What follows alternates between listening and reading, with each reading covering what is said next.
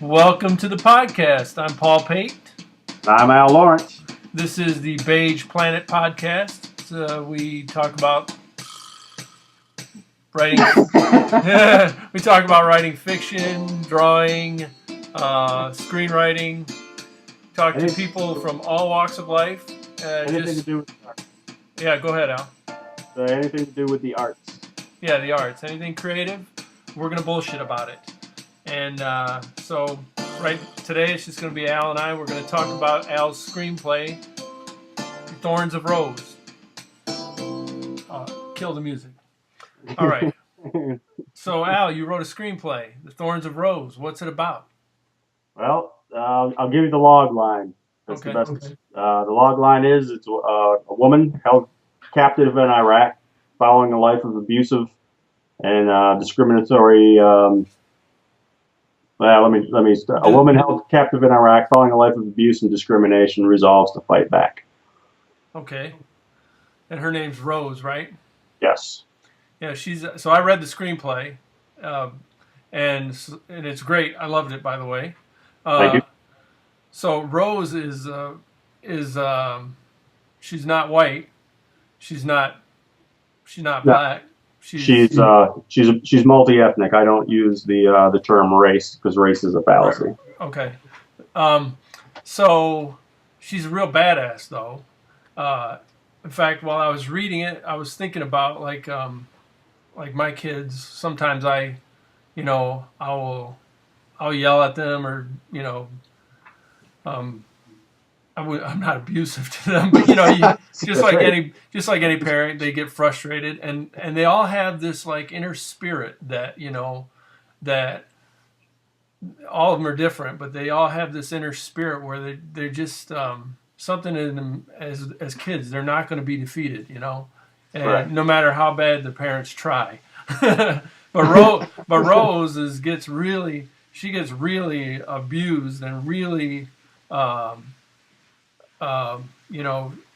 It would defeat almost anybody. But Rose she's a real badass, and she just has this fighting spirit that doesn't, won't be defeated, and it goes throughout her whole life, and it's really cool. So right. I put her through the ringer. Yeah. But not everything is someone else's fault against her. Sometimes the bad things that happen are a result of her poor decisions. Sure. Right. But she still overcomes it, and it's not in a like a superhero kind of way. It's in a human way, and which makes it, we can all identify with it. So the story itself it's a dark character study of the human condition. Awesome. So that brings me to another question. Who, if this gets made into a movie, who would play Rose? What actress? The original actress I had in mind was Halle Berry. Oh, well, of course. As the adult Rose. Right. Yeah, that's because also the story follows Rose throughout her life at many different ages. Correct. And that's something that I would still like to see, but at the same time, though, there's a new actress come on the scene. I've seen her in a couple shows. She was in a Netflix series called. Am I allowed to say Netflix? Oh, God damn it! Now we're definitely going to lose our sponsor. Called Hemlock Grove. I liked her character, but they killed it off, so I don't know why she was in it. Her name is Candice McClure. She also appeared in the new version of Battlestar Galactica. I like her because of her eyes. She has kind of bright green eyes. They're really weird. And I think they would match perfectly for my character. All right, I'll have to Google her later. Yeah. I would do it now, but it's too technically challenging to do that and the podcast at the same time. We're on a low budget here. Yeah. No, because at some point I think I'll get comfortable enough to show this. Let's bring it up on the screen, But right now I'm not sure. I got a few actresses in mind. If you don't mind me running them by you. All right. Yeah. My first one was Zoe Saldana. Is that how you say her name? You know who I'm talking about? Not familiar with her. Lieutenant Uhura on the new Star Trek. Oh, okay, yeah. Yeah. Yeah, actually, she would work. And what about Jessica Alba? She'd be no. Okay. Then there's one more, and I can't think of her name right now. And she was in Sin City. And she's got kind of a cleft lip type thing going. You're not talking about what's her name from that '70s show, right? Oh no, Mila Kunis. Yeah, not talking about her, are you? No, I'm not. But that wouldn't be bad, right? Not for that role. Wait, what are we talking about here?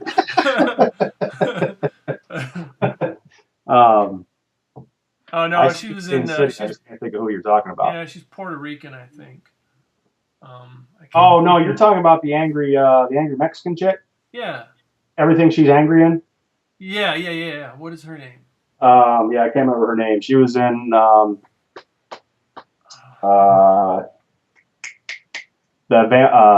those zombie movies too. Resident Evil. Oh, I don't think I saw those. She's been in I know who you're talking. I can't remember her name, but everything she's in, she's angry. Oh. No, I don't think she would work. No. Oh, come on. She's too pissed off. All right, I got another question for you. So, all right, this is what I think. This is what I want this podcast to kind of be about in general. No matter who we have on here, is because before you wrote the screenplay, the world didn't have the screenplay. It didn't need the screenplay. You know, the world was rotating around just fine before you came along and said, "I want to write a screenplay." Why did you write a screenplay? Well, one, and that's where I'm going to have to disagree with one thing you said, is I think the world did need this screenplay. Oh, okay, good. Just because of when I started writing this, the events that were taking place. What inspired me to write this screenplay? What was that? It was during the second Iraq War. Right. Where part of this story obviously takes place in Iraq. There was a story that came out about a reporter for the Christian Science Monitor, I think it's called. Mm-hmm. She was kidnapped. Mm-hmm. And then all across the news channels, especially Fox Noise, Fox Noise. screaming, "Save the Christian girl." Right. So I started asking myself, well, what if it wasn't a Christian? Right. Would there be this much passion to get in and go in and rescue her? Right. So that was what set everything off, set everything in motion. Mm-hmm. Then my sister's, one of her jobs was working for U.S. Aid, also called USAID. Mm-hmm. Okay. So I used that. Instead of USAID, I made it the Humanist Aid Organization, as you read in the screenplay. Right. So she's an aid worker. She's over there. I didn't use, the Science Monitor girl. I didn't use her job as the reporter. And that's what set it off. Then I started using things in my life eventually. Because I wanted to make this a multi-dimensional story, not just one storyline. Yeah, that's another thing I love about it, too, is, in my stories, my graphic novel, a lot of the characters are the same. In that they're adults, they're all criminals, they're in the seedy underworld, and so in a sense, I mean they're different obviously, but in a sense they're all this general, type of character. And I'm like, as I'm reading your screenplay, I'm like, crap, my story sucks. My characters are all one-dimensional, I need to just throw it out, But I like your screenplay because it has a lot of different characters. You got an old lady, you got the abusive couple, like the dirty old man and and his wife, and then you got the young Rose and the teenage Rose and the adult Rose, the college Rose. Yeah. So you're gonna have to get a lot of different actresses to play Rose, I think, and they all have to have the same. That would be interesting. And then you have the Iraqi characters and the terrorists and lots of different characters in such a short, a lot of like quick shots, but yet all the characters get developed. I like that. It's great. And then you said you took stuff from your life. So one of my questions was how much of the story is autobiographical. Actually, quite a bit of it. Actually, now with Rose was in foster care. Right. Obviously, growing up, and you always have wanted to be a woman, right? That's true, right? Absolutely. Now she grew up in foster care. I was adopted. Right. So kind of related. Right. I never went through the foster care system. But I knew people who had. I knew the stories that they came out of this foster care system with. So it's not, her foster care experience is not just stuff I made up. It's from other people's actual experiences. Yep. Then the other element I added to the story was the religious element. Please tell us about your religious views. Now remember, this is only a 30-minute podcast. Most people know I'm an atheist. An atheist? What? Yeah. What does that mean? We eat babies and sacrifice virgins and worship the devil, who we know doesn't exist. Anyway, so I mean, Rose is an atheist. Right. She basically becomes an atheist after what happens to her parents. Right. I don't bash religion in this story. Good for you. But I do question it. Right. And I'll tell you what I liked about it. Is like I think we've all been in situations where I don't know if you have, maybe we all haven't, I don't know, but where you're like Rose is under pressure to just acknowledge that that religion or God or Christianity or the Muslim acknowledge it, but she doesn't. It's just like she's got this thing inside her that just says, you know what, it's not real. It's just she's just an atheist at heart, and and she doesn't, she'll just call out anybody. It doesn't matter if that person's in a position of power over her. She'll just be like, excuse me, what are you talking about? It's kind of cool. I wish, so I wish I could be more like that, Well, see, that's a lot of me. And that was before I was actually like, that was my way of becoming like that. That's why there's a lot of me in that character. Right. That was my way of getting to that point. Right. Myself personally. Through the screenplay, writing it, you think it helped you develop? Yeah, that was my vessel. Oh, good. So that's another good reason to write the screenplay, right? I mean, that's what. Develop as a person and find out who you are. A lot of people are looking for something. Sometimes write, whether it's a screenplay, whether it's a story, a novel, graphic novel like you write, or through art. Dude, my graphic novel developed like. As far as I developed nothing by that. It is, I didn't touch on religion or anything. It's very, very shallow. Just a lot of very superficial kind of things and crying. Now the other thing, the other element that the story touches on is race. Right. Because as we touched on earlier, she's multi-ethnic. Right. Half white.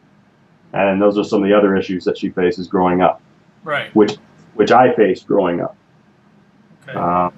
And now I proudly proclaim myself as a Bayesian American. Right. Hey, which brings me to a question for you. I don't want to get too deep into this, but so there's no such thing as races, but right. We're just people, right? Yeah, human race. Right. Ethnicity does not equal a different race. Well, what if there's no races? Then how can we have racism? Because we're a bunch of idiots.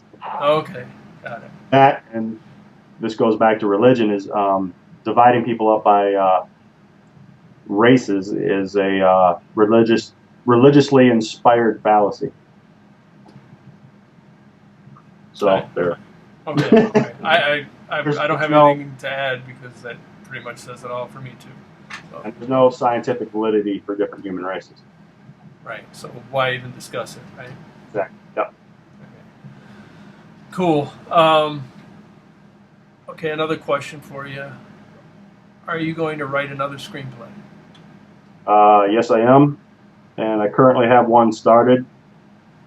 And even though it's a standalone story, but it will cross over into the Thorns of Rose.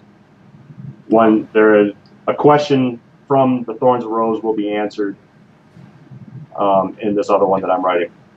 Great. Would you have a title? Yes, it's called the Widower's Plague. All right.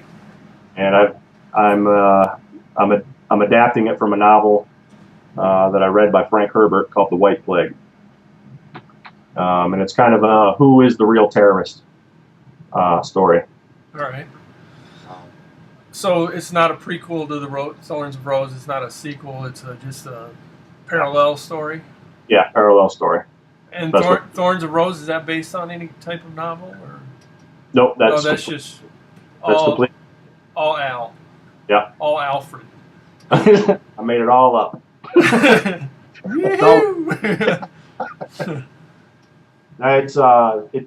The Rose took me 6 years to come up with a copy that you read, and there's another rewrite coming. Right, that was going to be another one. I was going to ask you, what are you doing with it now? Well, I hired a co-writer because I couldn't look at the story anymore objectively, so I hired a co-writer to go over it. Mm-hmm. So, go ahead. He's making some changes, sends it to me for approval. And then once we get it to where we want it, then we're going to submit it. I'll probably submit it to some screenplay contests. And now, have you done anything with it like that at this point? Yeah, I entered last year. I entered the I can't remember what it's called. Screen Something Awards. Mm-hmm. It was actually 2 years ago, and I made it to the third round. There's 4 rounds. Mm-hmm. I got kicked out after the third round. I've had it critiqued by people in the business. Sam Raimi's former professor who teaches here at Michigan State, he read it and liked it. Okay. How do you get it critiqued? I mean, what do you? Oh, there's plenty of. You can go online and find places. There's plenty of people you can hire to critique. Okay, like an editor, kind of.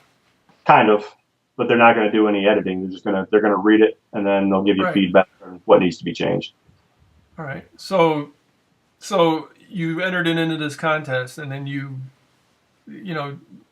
were you discouraged by the results of it, or you just said I need to work on some rewrites? I mean, I was shocked that I made it as far as I did. I was expecting it not, right. I was getting an email back saying you suck. That's awesome, dude. Yeah, but I kept getting these emails saying, well, you've made it to the second round. You made it, well, actually what it is you get submitted, then you get an email that says, okay, you're in the first round. Right. And then get another email, okay, you've made it to the second round, and another email, you get to the third round. And so it's rewriting. You're in rewriting right now. I mean, do you think I'm 11th. Sorry, go ahead. I'm in my 11th rewrite. 11th rewrite. Yeah. And you've done 10 of them, and now you got this guy to do your 11th. Yeah. Wow. So when do you think you'll have it ready to submit to like Hollywood, or some filmmakers, or? Well, I'm gonna avoid Hollywood. Okay. I don't think they'll touch it. 2, if they did, they destroy it.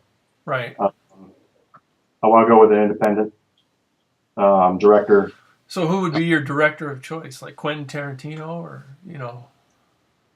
I thought about him actually, but because he does have a dark side. Right. But my dream director would be Luc Besson. He did The Fifth Element. Oh, okay. La Femme Nikita. He's got a new movie coming out too. I'm not sure what the name of it, but he's by far one of the best directors out there. Lou Besson? Luke. Luke. Oh, Luc Besson. Okay, yeah, he did The Professional. Yeah, The Professional too. Yeah. Right, which is La Femme Nikita. Right? No, The Professional was a different story than La Femme Nikita. Oh, La Femme Nikita was remade though. What's his name? Gabriel Byrne was in the. Yeah. Right. What was the English version? They made an American version with what's her name? It was called No Way. Yeah, that sucked. Right. Yeah.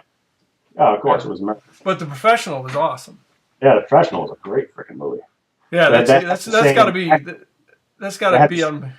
Oh, go ahead. Yeah, it had the same actor as the French film, right? Yeah. Yeah, he was badass. He was in La Femme Nikita. He was also in The Cleaner. The Cleaner, right? Yeah, which is. But then he's also been in some shitty movies too. Yeah. But the first movie I saw him in was The Professional with Natalie Portman when she was a little girl. Yeah. And that was a freaking awesome movie. It's got to be in my top. Oh yeah, it's one of my top 5 or 10. Gary Oldman's one of my favorite actors. Yeah. Who should we get? Everybody! That was freaking awesome. No, he's killing everyone to classical music. That's yeah. Oh, sweet. All right. So anyway, I'm sorry. Did you answer the question? So when do you think you'll have it ready to submit to some independent filmmakers? I mean, is 11 rewrites good enough? Or you're off the screen, by the way, dude. Oh, sorry. Well, I'll give you an example. The Sixth Sense, by M. Night Shyamalan. Yeah. That was another one of my favorites. Well, that went through 20 rewrites. 20 rewrites. Yeah. So, wow. But I hope to have, if I like what I see, we'll submit it hopefully by June. Start sending it out by June, and then see what happens. If it comes back, with an email saying you suck, then we'll rewrite it again. Right. Go from there. I mean, the bottom line though is even if nothing ever happens with this, at least I did it. Right. That's what I was talking about. I want this podcast to be about because, so many people say, you and I talk to a gazillion people, I know we have, that, I have this great idea. And it's all it ever is an idea.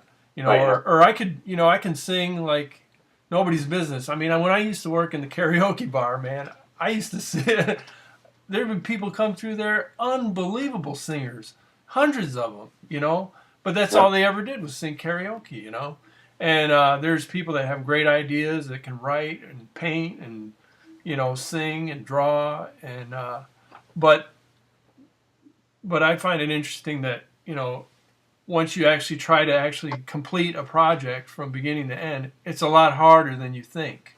And so what I find interesting is to speak to somebody that's actually done it, I think you and I had the conversation before, we've heard people say, oh, I can write a movie. Well, that's easy enough. And then, well, no, it's not. Right. A lot of people don't realize how hard it is to write a movie. Yeah.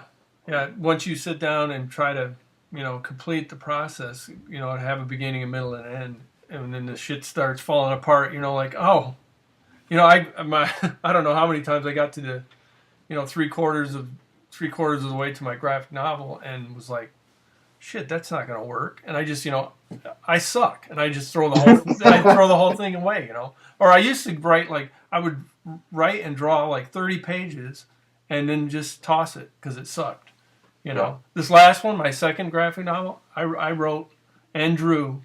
I wrote, the whole thing, and I drew 75 pages, and which takes a long time, and tossed them all because it was shit, But I went through the same thing with this. Yeah, but since I did one already, I know I can finish the second one. So I can't tell you how many pieces of paper I've thrown out with this thing. 11 rewrites. And actually, that's not even including the rewrites. I'll be typing some out. That's crap, and then just toss it off. All right, awesome. Great talking to you about the screenplay. I really enjoyed reading it, and I guess I'll try to read your rewrites if it's. I don't even have any suggestions for you when I read. I'm so like easily entertained. I turn off the critic, mode in my brain, and I just read it and enjoy it. And I had a good time reading it. So I do the same thing. Yeah. But yeah, it should be. Hopefully, we'll have something in there the next couple weeks. I'll send it to you. Cool. All right, now we're to the point in the podcast where you bring up something interesting, and then Do you want me to go first? I can go first. Okay, you go first.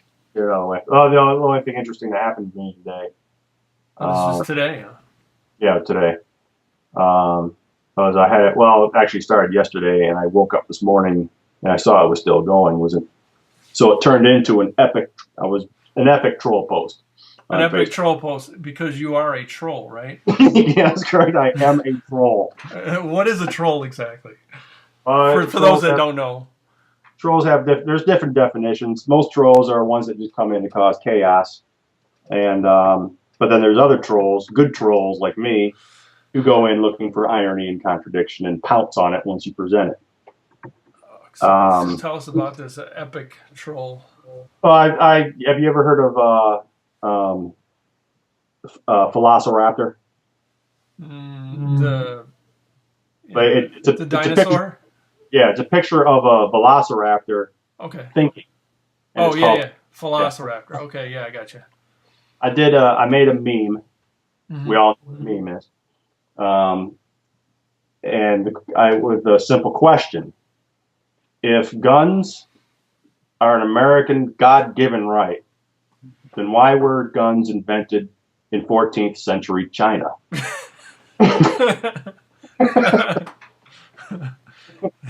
I saw you posted that last night, I think. Yeah.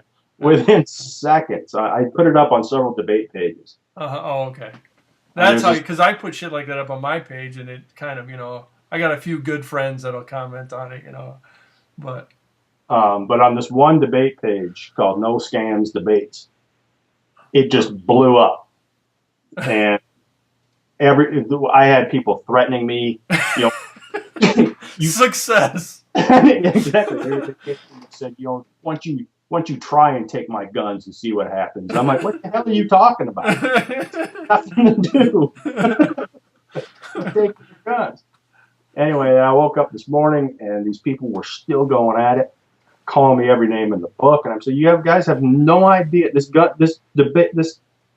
post has nothing to do with your rights to own a gun. Has nothing to do with anyone coming to take your guns. You guys still haven't, for 24 hours, you still haven't figured out what this is about. Even the two people came in, and one of them knows me very well, and he came in and said, "Dude, this has got nothing to do with guns." Even though the word guns is used in it, it's got nothing to do with guns. And he says, what this has to do is with God and the bestowing of rights upon you. That's what he's questioning. That's what he's pointing out here. And still, they just kept going on. No one's taking my guns. And I'm like, oh, you people are just impossible. Anyway, it's like over 1,000 comments right now. So that's how you gauge your success as a troll, is by how many comments and how long it goes on. Like, you can just be trolling while you sleep. Yeah, and the number of threats I get. Yeah, name calling and. Oh yeah, they call me every name in the book, and I just laugh at them. That pisses them off more. When somebody finally comes and starts firing shots through your front window, you can be like, "I am a troll god."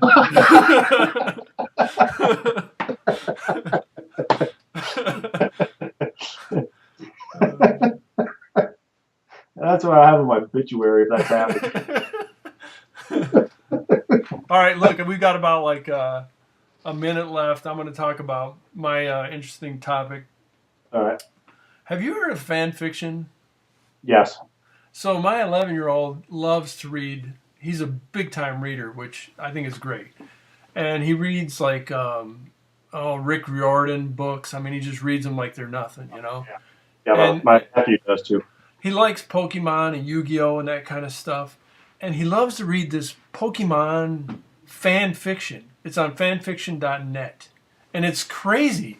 it's like these people like in college or high school kids or adults, I think, they just write like 28 chapters of Pokemon fan fiction about, the Pokemon wars and school and all this crazy stuff. And dude, so I mean, it's like free, it's just free on the internet. He loves reading it. It's crazy. Huh. I've never been on there. I've heard of it. I've heard people talk about it. Yeah, I just read a few just to make sure he wasn't reading like, satanic verses or something, but or pet letters. Right. Do they even have those anymore? I have no idea. But you mentioned on the internet, I doubt they're still. Yeah. Well, I don't know. I mean, there's people that don't want to get on the internet, so they just want their penthouse mailed to their house. I guess I don't know, but yeah, it's just kind of crazy, man. These people. I mean, they just must spend like their whole. If you can write like that, why not write your own story? Is what makes it. That's what it makes me think of. Do you know what I mean? Have you ever been to a science fiction or any kind of fiction convention? Well, I've been to lots of comic book conventions, which is should give you same level.